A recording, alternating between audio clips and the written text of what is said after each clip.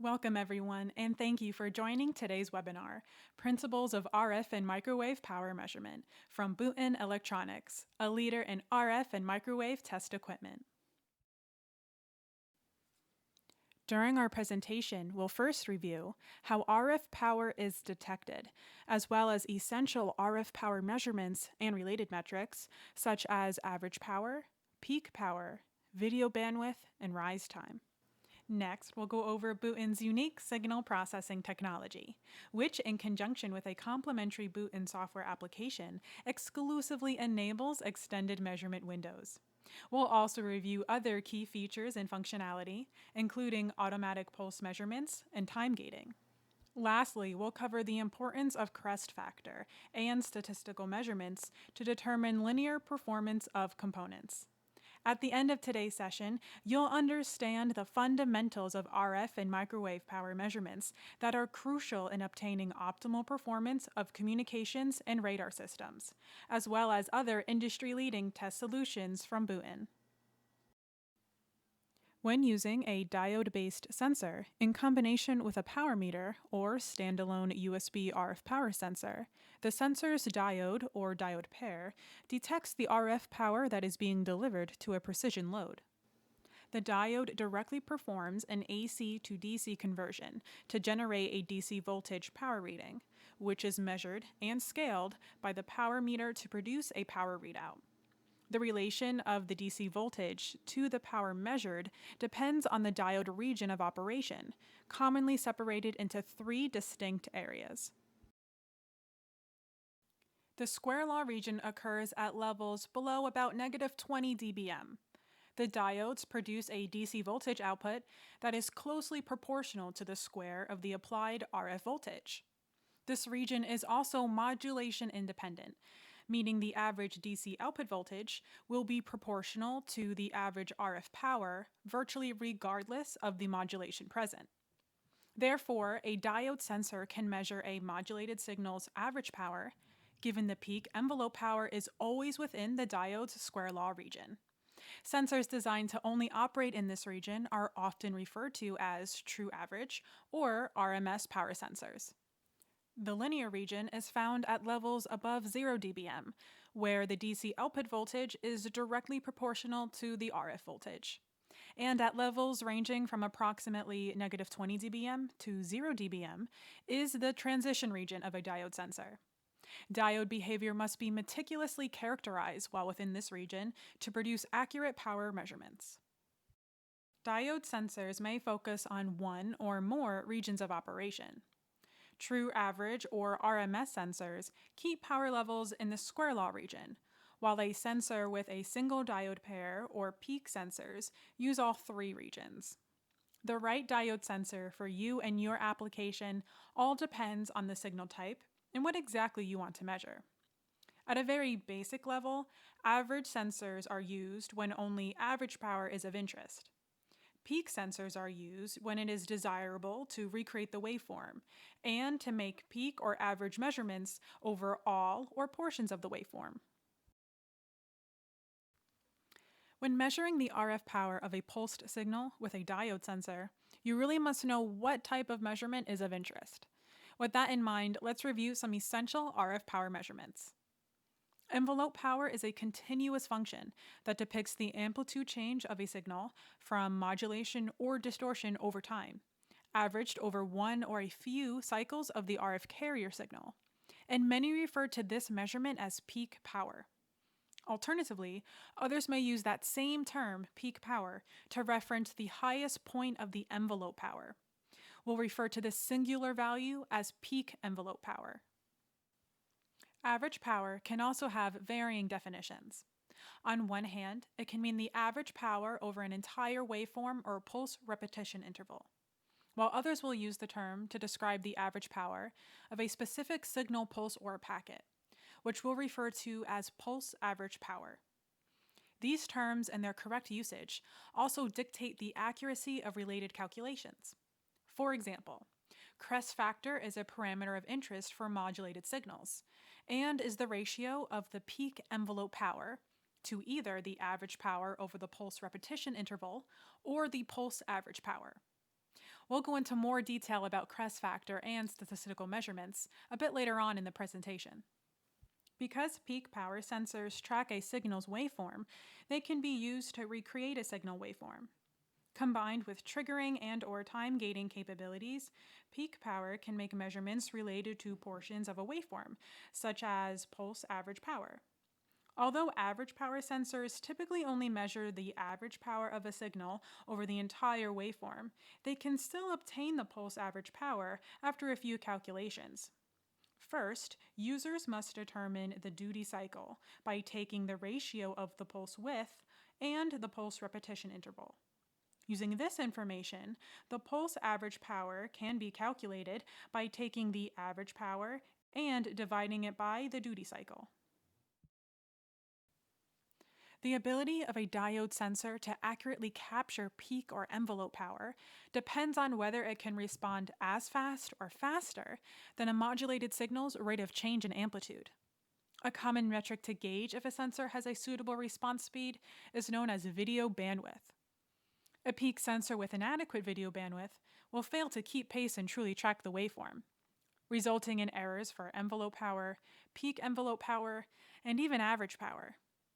Test instruments that lack necessary video bandwidth often force the substitution of average power readings for peak power measurements. This compromise will result in lost waveform details and can mask issues such as compression of signal peaks and the resultant signal distortion. Video bandwidth is especially important to consider since Wi-Fi 6 or 802.11ax and 5G utilize channel bandwidths up to 160 MHz and 100 MHz respectively. Boonton is the only power measurement company that has RF power meters and USB power sensors with sufficient video bandwidth to effectively capture the peak power of Wi-Fi 6 and 5G signals. Its RTP 5006 real-time USB peak power sensor has 195 MHz of video bandwidth, while the RTP 5008 sensor has 165 MHz of video bandwidth, both of which can accurately characterize Wi-Fi 6 and 5G signals with wide channel widths. Overall, peak sensors use a low impedance load across the smoothing capacitors to discharge them very quickly when the RF amplitude drops. This, in combination with a very small smoothing capacitance, permits peak power sensors to achieve wide video bandwidth and fast rise times. Rise time is the time it takes a signal to change from a specified low value at the proximal line, which is about 10% of the pulse magnitude, to a specified high value at the distal line, which is 90% of the pulse magnitude. Video bandwidth and rise time are inversely proportional, and a rule of thumb relationship between rise time and video bandwidth is equal to 0.35 divided by the rise time of the detection circuit. The Boonton RTP 5000 series, as well as the RTP 4000 series of real-time true average power sensors, have a DSP that includes a unique processing approach called real-time power processing, or RTPP. Conventional signal processing methods carry out various processing steps sequentially, which include trigger-based adjustments, linearity corrections on every sample, unit conversion and scaling, and then the creation of a waveform trace on a display. Sample acquisition is halted while these serial steps are taking place, meaning a new measurement cycle cannot begin until all steps are complete. As a result, conventional power sensors can suffer from extensive gaps between triggered sweeps, often tens or even hundreds of microseconds. Boonton's RTPP reduces the total time for sample acquisition and processing by performing steps in parallel, beginning immediately after the trigger, instead of waiting for the end of the acquisition cycle, eliminating the need to halt acquisition for trace processing. Therefore, RTPP delivers gap-free signal acquisition that virtually guarantees the capture of intermittent signal phenomena, such as transients, dropouts, or interference, which are most often missed by the latency of conventional test systems. Harnessing the RTPP technology of Boonton's real-time USB power sensors, the RTP measurement buffer mode application, is a complementary software utility that controls one or multiple sensors and analyzes the input signal during user-defined intervals of interest. A single data record is returned, containing only the minimum, average, and maximum power, as well as the start time and the packet duration for each pulse, burst, or event, in essentially real time. The RTP measurement buffer mode application discards all non-relevant information outside the desired interval, meaning this utility can process a virtually unlimited number of consecutive packets over long periods of time to catch crucial waveform events. To simplify testing, Boonton sensors provide automated pulse measurements that calculate and display 16 common power and timing parameters of interest. These automatic pulse measurements include rise time, fall time, pulse width, off time, period, pulse repetition frequency, duty cycle, pulse peak, pulse overshoot, pulse average, waveform average, top level power, droop, bottom level power, edge delay, and pulse edge skew between channels. Boonton can also provide measurement focus on specific portions of a pulse dictated by various user set parameters.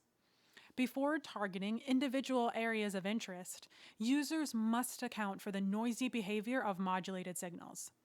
As you can see here, a noise spike has traveled above the gate threshold.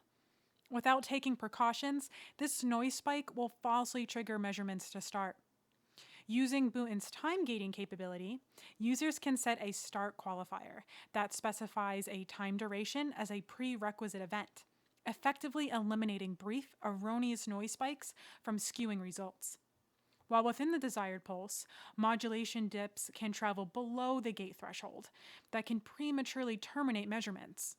By setting an end qualifier, the signal must stay below the gate threshold for a specific length of time before ending the measurement window.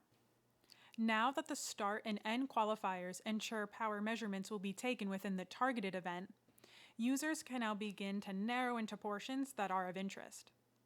Boonton's time gating capability has a parameter known as a start delay, which essentially moves the gate interval ahead in time, excluding waveform elements such as the pulse's rising edge or the preamble of a Wi-Fi signal. Similarly, an end qualifier can be used to exclude the falling edge or trailing portion of a pulse, closing the measurement window early. Although gate qualifiers and delay options effectively achieve pulse time gating, users can also obtain measurement focus by setting various markers within the software. Recall that digital modulation methods like OFDM have a noise-like appearance in the time domain, resulting in typical measurements like average power as an insufficient means for full characterization. Peak power measurements are a more useful tool of analysis and enable the calculation of another important metric known as crest factor, or the peak to average power ratio. Crest factor describes the relationship between a waveform's peak amplitude and its average power, in this case the pulse average power, which illustrates the severity of a waveform's peaks. To ensure the linear operation of components, measuring the crest factor of a signal should be considered, since it can help uncover signal compression. To determine an amplifier's linear performance, for example, engineers can use a peak power sensor to measure the crest factors of both the input and output signals of a modulated waveform traveling through an active component, such as an amplifier. As seen in the graph here, the input and output crest factors almost match, which indicates the component is operating fairly linearly. When the input power to the amplifier is increased, however, the output crest factor decreases, while the input crest factor remains the same. This gap in crest factor measurements indicates non-linear performance, which can reduce the communications channel's dynamic range and lead to spectral regrowth. Crest factor is a single value, the maximum crest factor, and it often cannot tell the whole story solely on its own. This is where the complementary cumulative distribution function, or CCDF, comes in, which is a statistical depiction that shows how frequently a specific crest factor will occur. An example CCDF plot can be seen here. The input power to an amplifier is represented in yellow, while the output power is represented in blue. For CCDF plots, users often have a rate of occurrence which is important to their applications. The graph here has a commonly chosen rate of 0.01%, meaning the graph will show the maximum crest factor of the input and output signals for 0.01% of the time or greater.